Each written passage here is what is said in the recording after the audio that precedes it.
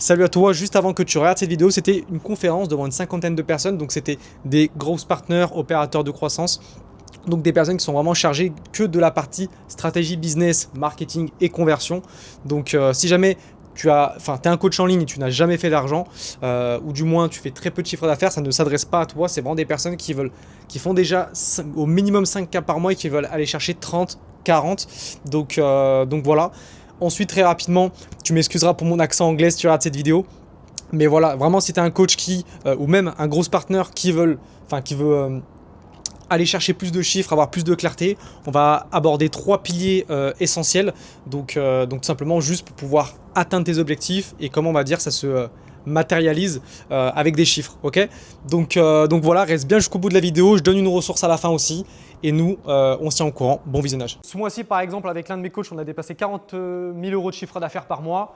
Là, c'est un autre coach. Bon, là, vous pouvez voir que la courbe elle est en train de se casser la gueule à gauche. C'est normal, on a changé de stripe. Donc, ça reste des bons problèmes.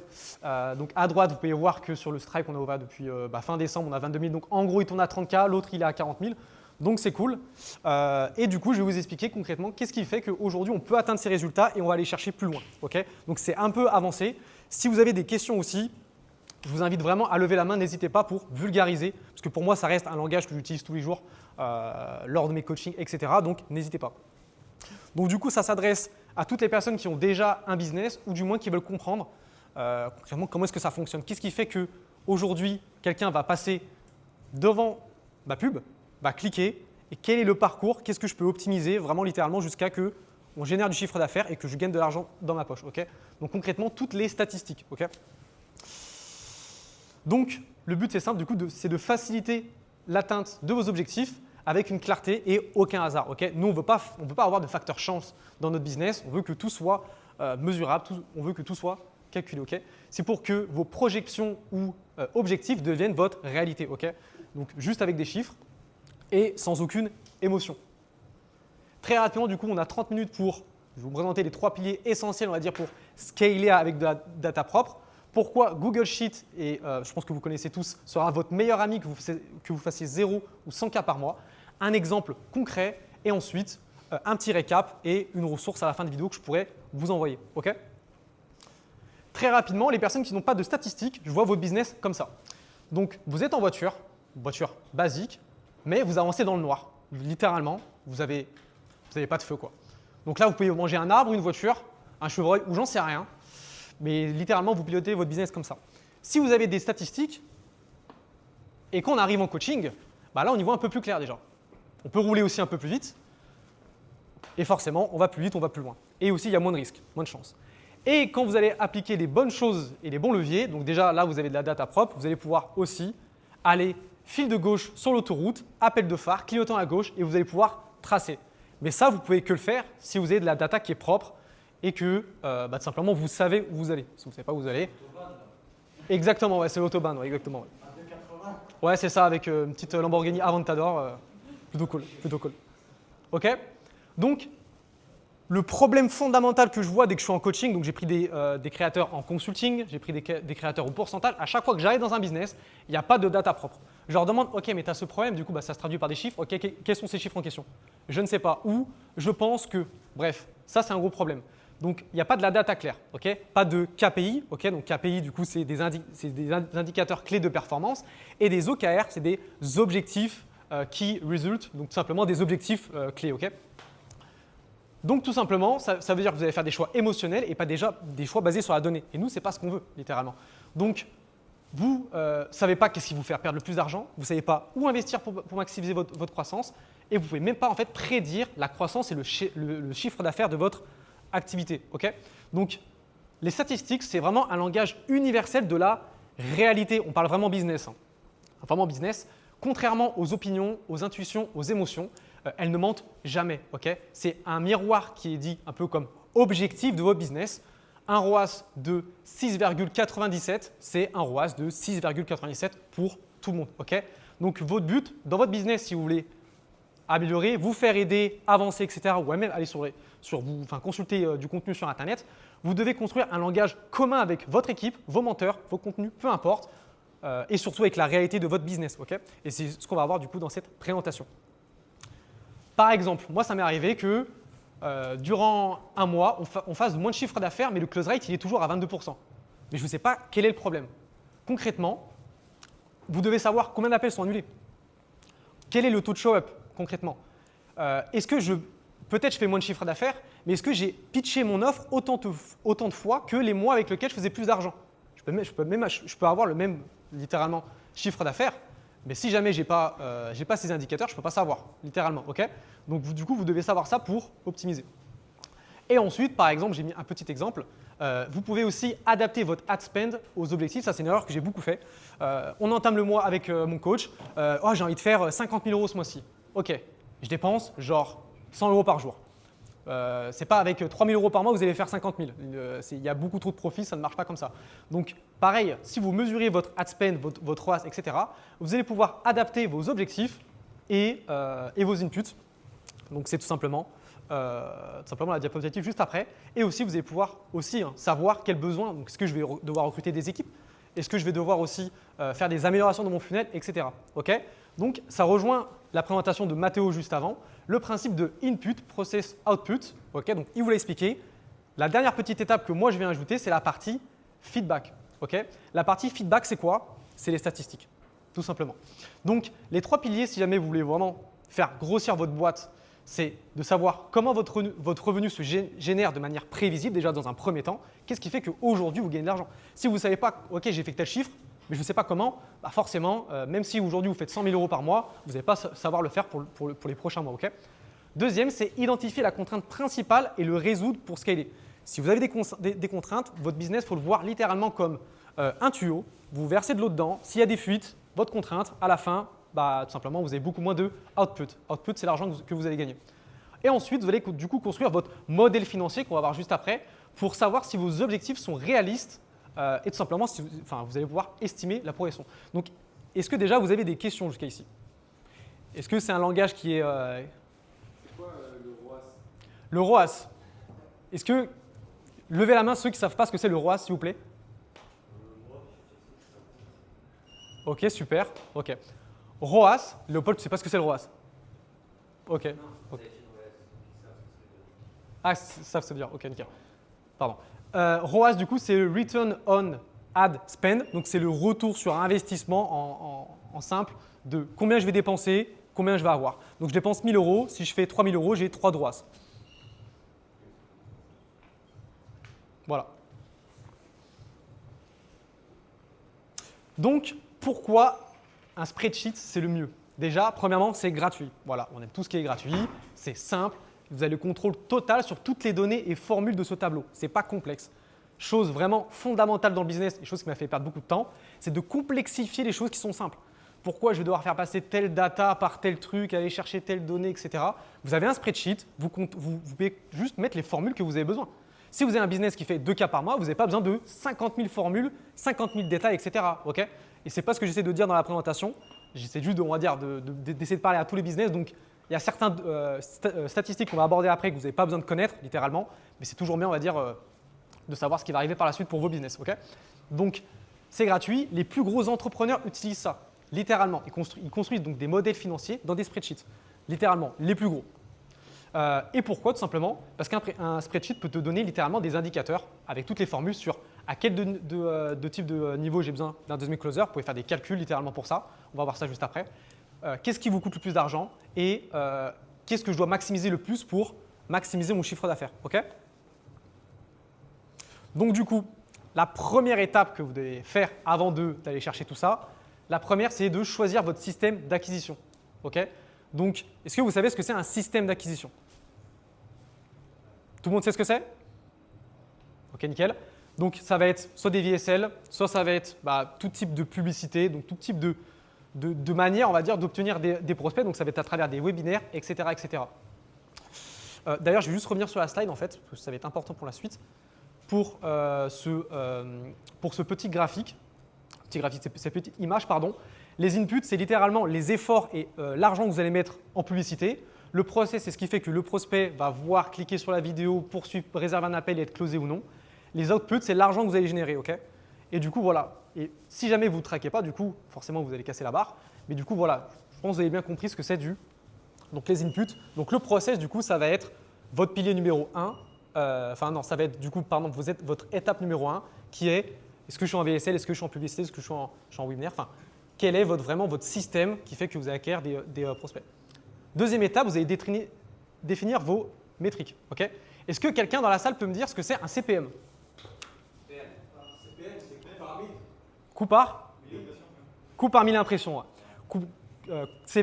CPL, c'est coût par lead. Ok. Donc, dans un social funnel, donc là aujourd'hui dans le programme de Mathéo, c'est le premier système d'acquisition que vous allez connaître. Social funnel, c'est le plus simple, celui qui crée le plus de trust, celui avec lequel tout le monde a commencé, celui qui a le plus vraiment le plus rentable. Okay. Donc, dans un social funnel, quand vous allez lancer de la publicité, donc là on parle vraiment de pub, mais ça s'applique aussi à l'organique, hein, ça reste le même principe, vous allez juste payer Meta pour qu'il y ait des impressions. Okay. Donc, combien va coûter ces 1000 impressions? Okay. Le CTR, quel est le pourcentage de personnes qui vont cliquer sur cette publicité? Ça, vous devez le savoir aussi, vous devez l'optimiser. Donc, c'est un indicateur tout simplement qui détermine si jamais vous avez des bonnes publicités. Ensuite, quel pourcentage booking call? Quel est le pourcentage aussi de personnes qui sont qualifiées, donc pas disqualifiées sur un prospect, enfin sur le formulaire, en setting ou peu importe. Quel est le show-up rate? Quel pourcentage de personnes se présentent? Quel le pourcentage se convertit? Quel est aussi le prix moyen, tout simplement, ou le taux de cash collecté que vous avez en programme? Alors, je sais tout ce que je vous présente, ce n'est pas du tout sexy, hein, mais littéralement, un business fonctionne comme ça, que vous voyez ou non, vous êtes obligé d'avoir connaissance de ces métriques et de les optimiser. Okay. Très rapidement, du coup, dès que vous avez donc, votre funnel, donc vous savez concrètement comment est-ce que je vais avoir des prospects, vous connaissez les métriques, vous allez du coup construire trois scénarios pour estimer le chiffre d'affaires que vous allez pouvoir faire sur le mois prochain. Okay. Donc, scénario 1, tout va mal. Scénario 2, performance moyenne. Scénario 3, tout se passe super bien. Donc, vous avez un haut CTR, close rate qui se passe super bien. Donc, pourquoi 3 scénarios? Tout simplement parce que vous voulez avoir un impact sur une seule variable à la fois. Quand vous optimisez quelque chose sur une page de vente ou même n'importe quoi qui touche au business de l'infoproduit, ne changez pas 50 000 métriques. En fait, vous ne pouvez pas savoir. Si je fais un A/B test, mais sur mon test B, j'ai modifié 5 choses, comment est-ce que je peux savoir qu'est-ce qui va rapporter qu'est-ce qui va changer, quoi, qu'est-ce qui va améliorer ma page de vente, par exemple. Okay. Du coup, très rapidement, là, vous êtes en train de vous dire, mais c'est quoi ce truc? C'est un spreadsheet, rien de plus normal. Les cases en jaune, c'est les métriques super importantes, tout simplement, qui vont déterminer du nombre d'impressions jusqu'au chiffre d'affaires que vous allez générer. Okay. Très rapidement, du coup, ça, c'est les résultats que j'ai fait avec mon coach en follow ads sur le mois de janvier.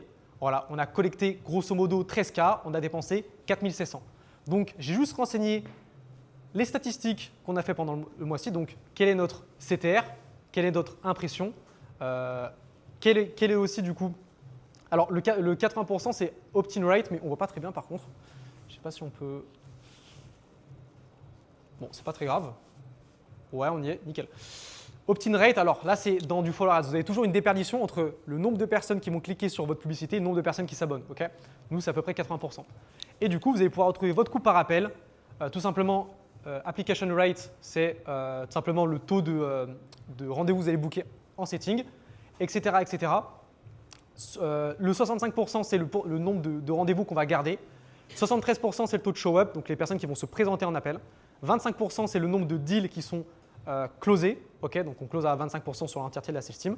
C'est le prix de notre offre à 1500 et on collecte à peu près 44% du taux de cash collecté. Donc, rien de plus normal. Mais là, j'ai littéralement, du coup, décomposé tout ce qui s'est passé pendant le mois et concrètement, je sais où est-ce que je dois travailler. Genre là, c'est tout décomposé, il n'y a plus de secret en fait. Tout simplement, du coup, je vais savoir sur quoi bosser. Imaginons, si j'améliore juste le CTR, genre 2, il n'est pas bon. Bah justement, on y va juste après. Tiens, bah, regarde, je te pose la question. Imaginons si je gagne 0,5% de CTR. Je gagne combien de chiffre d'affaires en plus, par exemple? Tu penses, Mohamed? Une estimation. Je passe de 1,8 à 1,8. Ouais. Du coup, là, à la fin du compte, j'ai 13 900 €. Tu penses que je génère combien si je gagne 5% de chiffre d'affaires? Enfin, 0,5% de CTR, pardon. Eh bien, vous êtes juste. Bien joué. Pour vous dire que 0,5% de CTR, vous passez à 20K. Bon, ça peut paraître incroyable parce qu'ils l'ont trouvé, mais bref. Donc là, vous pouvez voir que vous optimisez le CTR, vous pouvez littéralement faire beaucoup plus d'argent. Ok? Et bien ça va de soi pour, pareil au niveau de la sales team. Donc là, j'ai rebaissé le CTR, j'ai juste amélioré les performances de la sales team. Donc 27% de taux de cash collecté, non, 27% de taux de closing, 55% de taux de cash collecté. Et bien tout simplement, on tombe sur 18 800. Et là, vous pouvez savoir sur les contraintes de votre business, ok, concrètement, où est-ce que je vais pouvoir mettre l'accent. Je vous donnerai du coup le spreadsheet à la fin de la vidéo, enfin à la fin de la présentation, pardon, donc ne vous inquiétez pas. Vidéo d'ailleurs, parce que je vais la mettre sur YouTube. Le spreadsheet, je ne sais pas où est-ce qu'elle est la caméra, mais ça sera dans la description. Et du coup, donc voilà, là vous pouvez du coup savoir quel élément du business je vais pouvoir challenger. Ok, question, je t'écoute. Dans le process, follower ads, Ouais. le mec sait que le prospect s'abonne, il y a un DM tout de suite ou pas? Oui. Et après, s'il peut aussi les qualifier, call. C'est en fait ouais, processus de setting. Donc nous, c'est premier message envoyé avec ManyChat en automatique. Tu peux faire ça avec une assistante virtuelle, ça marche aussi. Et ensuite, ouais, process de setting, donc setter humain ou setter intelligence artificielle, book un call. Et hop. Pour me rendre compte, le taux de shop, il est bon ou pas sur donc là, c'est de la pub, forcément, le taux de shop, il peut peut-être être plus balèze que sur l'organique. Là, il est correct. Sur un social funnel, généralement, tu as un taux de show-up qui est bon. C'est juste si jamais tu passes un no-closer, là, il va baisser parce qu'en fait, ils vont bâtir de la trust, de la confiance sur l'Instagram de ton créateur. En fait. Et s'ils voient un autre prénom à la fin, généralement, ça cause des problèmes. Donc, c'est un peu le problème de ce social funnel. César. Moi, ma question est plutôt sur le fait de collecter la donnée. Comment est-ce que tu t'organises pour collecter toutes ces données-là? Bah, c'est simple. Là, on est à la fin du mois. Donc, je suis allé dans le… alors, là, je le fais depuis Meta parce que je n'ai pas Aeros avec lui. Mais tout simplement, tu vas sur Business Manager. Hein. Business Manager, tu peux connaître ton CTR sur le mois. Et ensuite, toutes tes statistiques qui doivent être le plus vrai possible, aussi super important. Ne pilotez pas votre business sur des stats qui sont fausses parce que du coup, vous allez prendre des mauvaises décisions. Donc, ouais, hein. CTR, c'est sur Meta. Opt-in rate, c'est en gros, je calcule juste la différence entre mon coût par clic et mon coût par abonnement. OK. Et setting, donc setting IA. Et ensuite, tableau de tracking pour le reste des closers. OK, Maël. C'est quoi les datas que tu regardes au quotidien? ROAS. Simple. ROAS et ouais, ROAS sur, par semaine aussi. Alors, monsieur juste au fond, ouais. Ça, c'est pas automatisable. Non, là, c'est vraiment un tableau pour estimer en fait. C'est pas mon tableau de tracking, c'est pas là où je traque tout. C'est juste pour vraiment estimer. Et à chaque fois, tu regardes les datas? Pas sur ce tableau. Là, c'est juste vraiment pour définir les objectifs avec la team. Je vais venir juste après. Vous allez voir les différents scénarios. Et quand vous avez une équipe, vous allez pouvoir du coup les challenger sur tel pourcentage à optimiser. Ouais, c'est là où tu fais ton feedback. C'est là que je fais mon feedback exactement. Ouais. Ce tableau-là, tu le fais tous les combien? Chaque fin de mois, je prends toute la data qu'on a fait et ensuite je projette du coup sur le mois d'après avec 3 scénarios différents. Donc, et ensuite, ouais, une fois par mois, et je fais un call avec toute la team et voici les stats qu'on a fait, voici les stats qu'on doit optimiser par rapport aux résultats qu'on veut. Voilà. Plus d'autres questions? Parfait, je vous montre la suite. Donc là, tout simplement, quand vous avez déterminé combien j'ai fait ce mois-ci, qu'est-ce que je peux optimiser, vous allez établir du coup 3 scénarios différents et le but, c'est d'identifier littéralement où est-ce que je peux gagner plus d'argent. Donc là, vous pouvez voir 3 scénarios. Le ad spend, il est un tout petit peu augmenté, mais vous pouvez voir qu'il y a un mois, je finis à 12 000 €, un mois, je finis à 21 000, vous pouvez voir. Donc le scénario 3, il est vraiment ambitieux, avec une offre qui est plus chère parce qu'on a réadapté nos offres. 3 scénarios.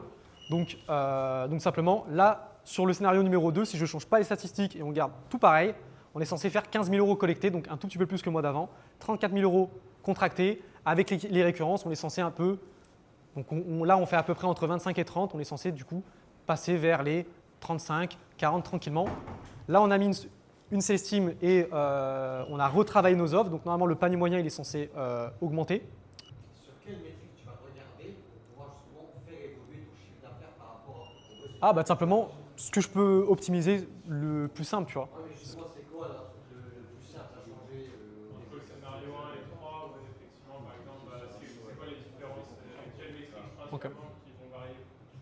Bah, les métriques qui vont varier, principalement, ça va être le taux de closing, parce que voilà, ça reste quelque chose d'humain, etc. Généralement, les publicités, ça reste globalement pareil, si tu renouvelles de temps en temps, tu vois. Donc ouais, généralement, là où ça va varier le plus, ça va être la partie sales team.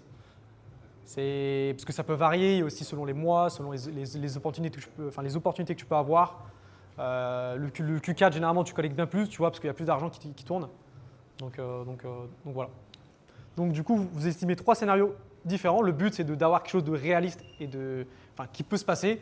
Ça ne sert à rien de mettre des taux de closing énormes, etc., ou des choses qui ne sont pas réalisables. Vraiment, vous voulez quelque chose de simple et qui, tout le monde est d'accord sur ça pour la sales team.